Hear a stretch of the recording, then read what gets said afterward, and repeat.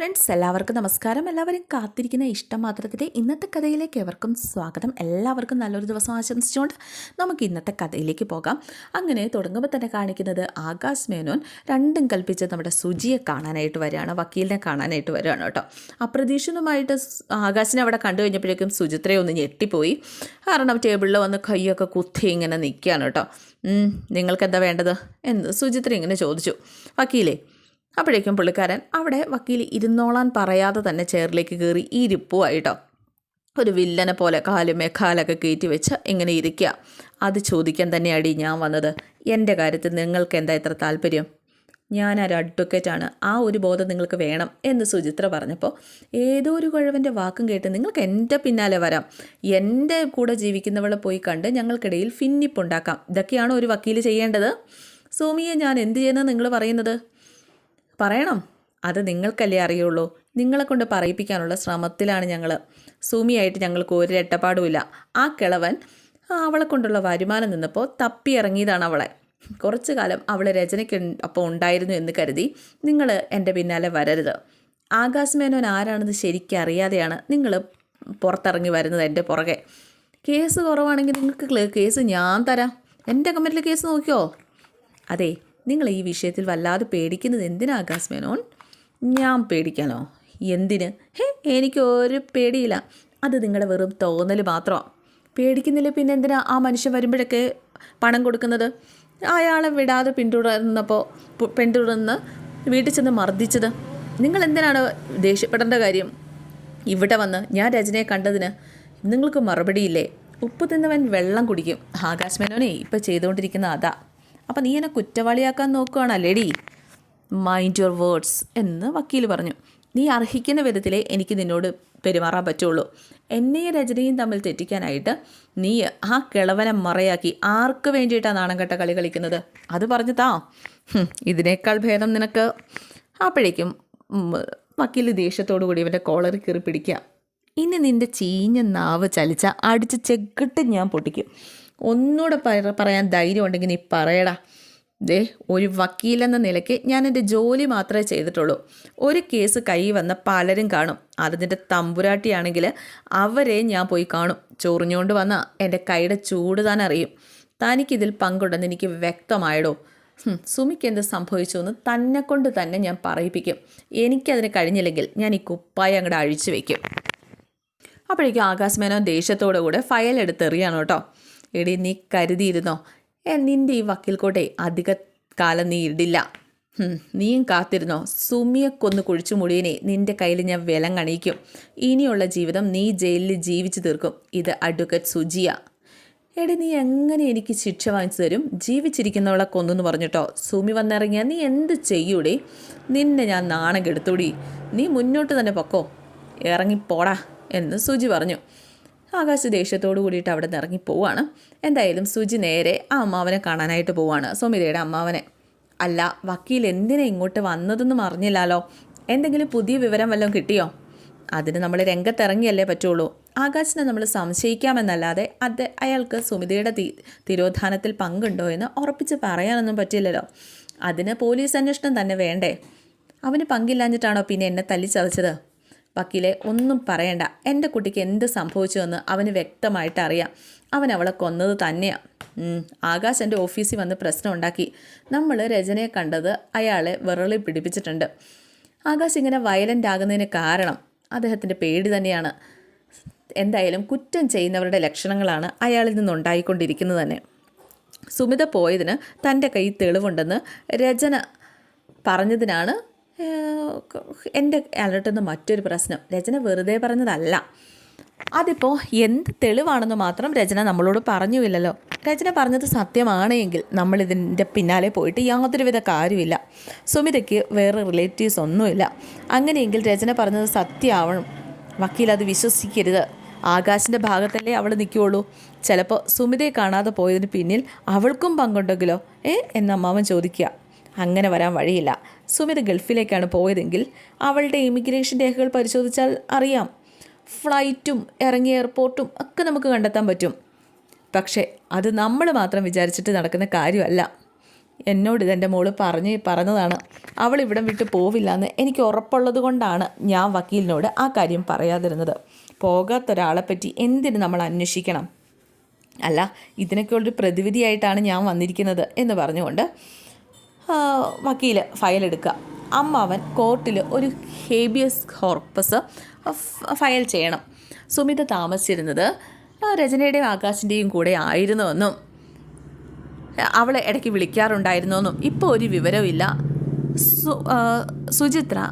സുമിത ആകാശ് മേനോൻ്റെ കരുതൽ തടങ്കലിലാണെന്ന് കാണിച്ചുകൊണ്ടുള്ള habeas corpus return നൽകണം. അന്യായമായിട്ട് ആകാശ് മേനോൻ തടവിൽ വെച്ചിരിക്കുന്ന സുമിതയെ ഹാജരാക്കാനായിട്ട് പോലീസിനോട് കോടതി പറയും. എൻ്റെ കുട്ടിയെ കണ്ടെത്താൻ ഏത് അറ്റം വരെ പോകാനും ഞാൻ തയ്യാറാണ്. അതിനുള്ള പണവും ആൾബലവും എനിക്കില്ലാതെ പോയി. എന്തായാലും കേസ് നടത്തിക്കിൻ്റെ കാര്യത്തിലോ പണച്ചെലവിൻ്റെ കാര്യത്തിലോ അമ്മാവൻ വിഷമിക്കേണ്ട. എല്ലാത്തിനും നിങ്ങളുടെ കൂടെ ഞാനുണ്ടാകും. 1 രൂപ പോലും പ്രതിഫലം വാങ്ങാതെ ഞാൻ കോടതിയിൽ ഹാജരാക്കിക്കോളാം. ദൈവമാണ് നിങ്ങൾ എന്നൊക്കെ പറഞ്ഞ് അമ്മാവൻ കൈകൂപ്പാണ് കേട്ടോ. ഇത് ദൈവം തന്നൊരു കേസ് തന്നെയാണ്, നിയോഗം പോലെ. സുമിത ആരാണെന്ന് പോലും എനിക്കറിയില്ല. അവളൊരു പെൺകുട്ടിയാണ്, ഞാനൊരു പെൺകുട്ടിയാണ്. അവൾക്ക് എന്താണ് സംഭവിച്ചത് എന്ന് കണ്ടെത്തുന്നത് എൻ്റെ ദൗത്യമാണ്. അതുകൊണ്ടാണ് ഇതിൽ അടയാളപ്പിടിച്ച സ്ഥലത്തൊക്കെ അമ്മാവൻ ഒപ്പിട്ട് തരണം. കുറച്ച് സമയം വേണ്ടി വരും ബാക്കി കേസ് ഫയൽ ചെയ്യാനും കാര്യങ്ങൾക്കുമായിട്ടൊക്കെ. ഞാൻ എവിടെയാണെന്ന് വെച്ചാൽ ഒപ്പിട്ട് തരാമെന്ന് പറഞ്ഞാൽ അമ്മാവൻ ഒപ്പിട്ട് കൊടുക്കുക കേട്ടോ. പിന്നെ കാണിക്കുന്നത് പ്രഫുമാഷ് വരാണ് 100-ലേക്കോ 101-ലേക്കോ എന്തായാലും നമ്മുടെ മഹേഷിൻ്റെ വീട്ടിലേക്ക്. രാമനാഥൻ വിളിച്ചിട്ടാണ് കേട്ടോ പ്രഭുമാഷ് വരുന്നത്. കയറി വാ രാമനാഥ, കയറി വാ പ്രഭുമാഷ് എന്ന് രാമനാഥൻ വിളിച്ചു. അങ്ങനെ പ്രഭുമാഷ് വന്ന് രാമനാഥൻ അരികിലിരുന്നു. എന്തിനാ വിളിച്ചേ? അതെ, ഞാൻ വന്നതേ സ്വപ്നവുമായിട്ട് ഞാൻ അതേപ്പറ്റി സംസാരിച്ചായിരുന്നു. നമുക്ക് പൂജ നടത്തണമെന്ന് പറഞ്ഞില്ലേ? എന്നാൽ അത് നല്ലതല്ലേ. കുഞ്ഞിന് വേണ്ടി തൊട്ടിൽ കെട്ടി പ്രാർത്ഥിക്കുന്ന ദേവീക്ഷേത്രമാണ്. അപ്പോഴേക്കും ഇഷിതയും മഹേഷും അങ്ങോട്ടേക്ക് വന്നു. ഞാൻ പറഞ്ഞില്ലേ മഹേഷ്, അച്ഛൻ വന്നിട്ടുണ്ടെന്ന്. അമ്മ എന്തി അച്ഛാ? പ്രിയാമണി തിരക്കിട്ട പാചകത്തിലാണ്.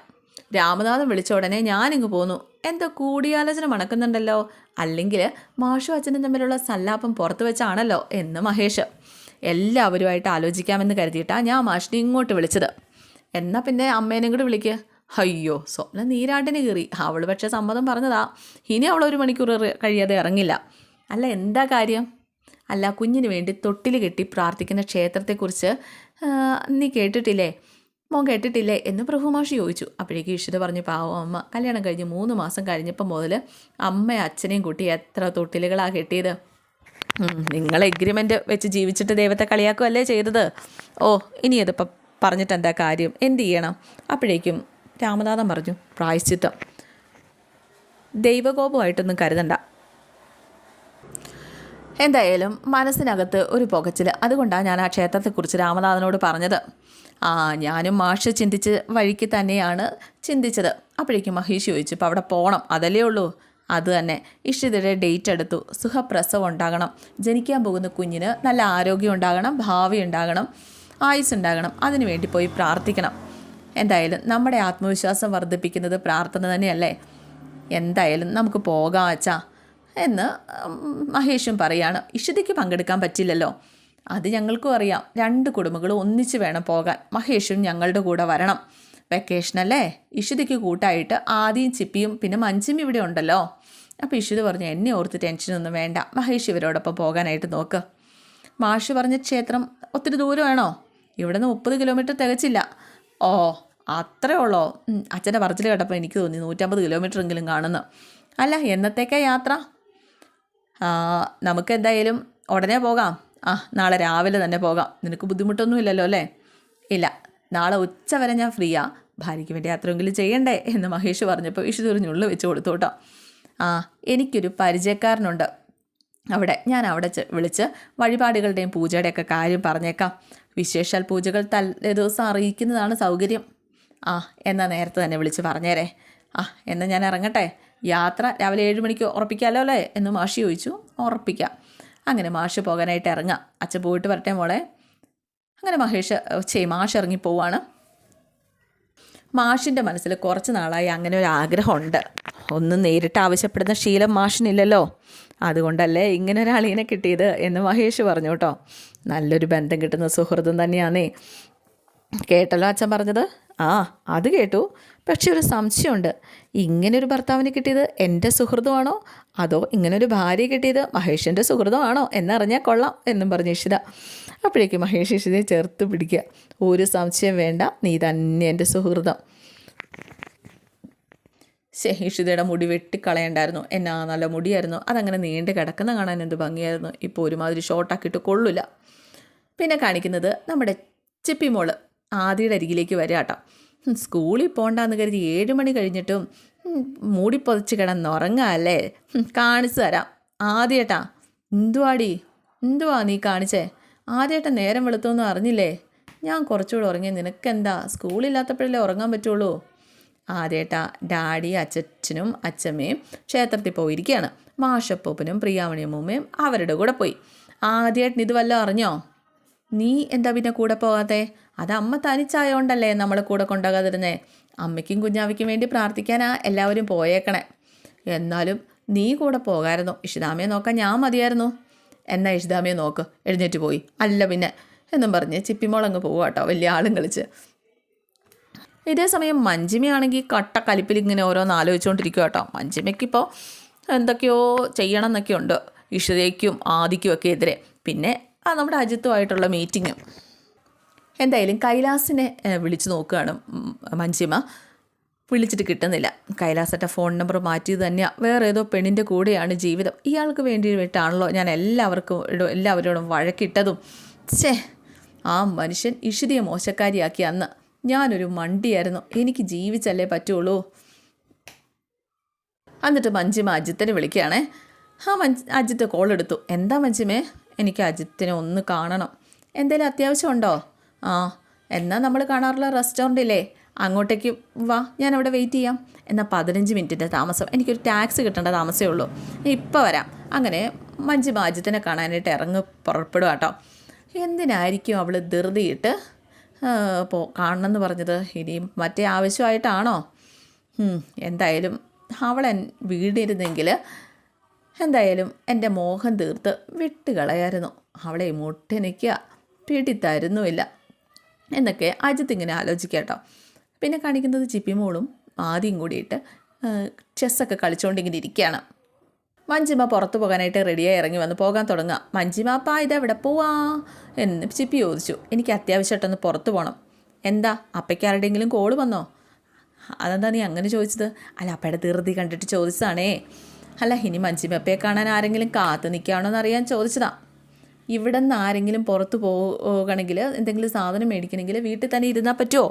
അല്ല, വീട്ടിലേക്ക് വരേണ്ട സാധനങ്ങൾ അങ്ങനെ മേടിക്കാം, അല്ലെങ്കിൽ പുറത്ത് പോയി മേടിക്കാം എന്നൊക്കെ പറഞ്ഞു കഴിഞ്ഞപ്പോഴേക്കും നിൻ്റെ പോക്ക് ഇങ്ങനെയാണെങ്കിൽ ചെറുക്ക വേലി വരെ എത്തില്ല ഈ വിളവ്. അത് അപ്പയുടെ കാര്യത്തിലും അങ്ങനെ തന്നെയാണ്. അപ്പോഴേക്ക് ചിപ്പിമോള് പറഞ്ഞു, നിങ്ങളെന്തൊക്കെയാണ് പറയണേ? എനിക്കൊന്നും മനസ്സിലാവണില്ല. അത് നീ മനസ്സിലാക്കാത്തതാണ് നല്ലത്. മഞ്ജിമ അപ്പം ചെല്ല, നോക്കി നിൽക്കുന്നയാൾ മുഷിയണ്ട. നീ കരുതിയിരുന്നോടാ, നീ ഈ വീട്ടിൽ വന്നത് ഇവിടെയുള്ള മറ്റുള്ളവരുടെ മനസമാധാനം കെടുത്താൻ വേണ്ടിയാണ്. ഒരു കുട്ടിയുടെ രീതി അല്ല നിനക്ക്. നിൻ്റെ മുഖത്ത് നോക്കി സംസാരിക്കാനേ എനിക്കൊരു ദിവസം വരും. അതിനധികം ദൂരമൊന്നുമില്ല. ശരി, ഞാൻ കാത്തിരുന്നോളാം. ഇവിടെ ഉള്ളവരൊന്നടങ്കം നിൻ്റെ നേരെ വിരൽ ചൂണ്ടും. അതെൻ്റെ ശാപമാണ്. അതാരുടെ നേരെയാണെന്നൊക്കെ നമുക്ക് കാണാം എന്ന് ആദി പറഞ്ഞു. എന്നിട്ട് മഞ്ജിമ അങ്ങ് പോയി കഴിഞ്ഞപ്പോഴേക്കും ചിപ്പി ചോദിച്ചു, മഞ്ജിമ അപ്പം എന്താ അങ്ങനെ പറഞ്ഞു ആദ്യേട്ടാ? അതൊന്നും നീ അറിയാറായിട്ടില്ല, നീ കളിക്ക്. ഇഷിത ഇതേ സമയം പതുക്കെ കിടക്കുകയാണ് കേട്ടോ വീട്ടിലേ. അപ്പോൾ ഇഷിതയ്ക്ക് ആകെ എന്തോ പോലെ ഉറങ്ങായിരുന്നു. അപ്പോൾ ഉറക്കത്തിൽ എന്തോ ഒരു വയറിന് വേദനയൊക്കെ പോലെ തോന്നി. ഇഷിത വയറിലിങ്ങനെ പിടിച്ച് അപ്പോൾ അതൊക്കെ വേദന കൂടി വരുന്നുണ്ട്. എന്തായാലും ഇഷിത വേദന എടുത്ത് കട്ടിലേന്ന് ഇറങ്ങി നടക്കാൻ ശ്രമിച്ചിട്ട് പറ്റുന്നില്ല. കരച്ചിലാണ് കേട്ടോ. കരഞ്ഞവിടെ വീണു പോയി. അപ്പോഴേക്കും ആദ്യം ചിപ്പി ഓടി വന്നു. ഇഷിതാമ്മ വീണോ എന്ന് ചോദിച്ചുകൊണ്ട്. എന്ത് പറ്റി? അപ്പോൾ വേദനയാണ്, സഹിക്കാൻ പറ്റുന്നില്ല, നടക്കാൻ പറ്റുന്നില്ല. ഇഷിതാമ്മ വീണോ എന്ന് ചോദിച്ചപ്പോൾ വീണില്ല, ഞാൻ ഇരുന്നതാണ്. ഹോസ്പിറ്റലിൽ എനിക്ക് പോകണം, വേദന സഹിക്കാൻ പറ്റുന്നില്ല, എന്നെ ഒന്ന് ബെഡിലേക്ക് ഇരുത്താൻ പറഞ്ഞു. ആ ബെഡിലേക്ക് പിടിച്ചിരുത്തി കേട്ടോ. ഫോൺ എടുത്ത് മോൻ ഡാഡി ഒന്ന് വിളിച്ചേ. അങ്ങനെ ആദ്യം ഫോൺ എടുത്ത് ഡാഡിയെ വിളിക്കുകയാണ്. പക്ഷേ ഡാഡിയുടെ ഫോൺ സ്വിച്ച് ഓഫ് ആണ്. ഇഷിതയാണെങ്കിൽ ആകെ കരച്ചിലും. എന്തായാലും ഇന്നത്തെ എപ്പിസോഡ് ഇവിടെ അവസാനിക്കാനോട്ടോ. എല്ലാവർക്കും ഇഷ്ടമായെന്ന് വിചാരിക്കുന്നു. See you. Okay, thank U.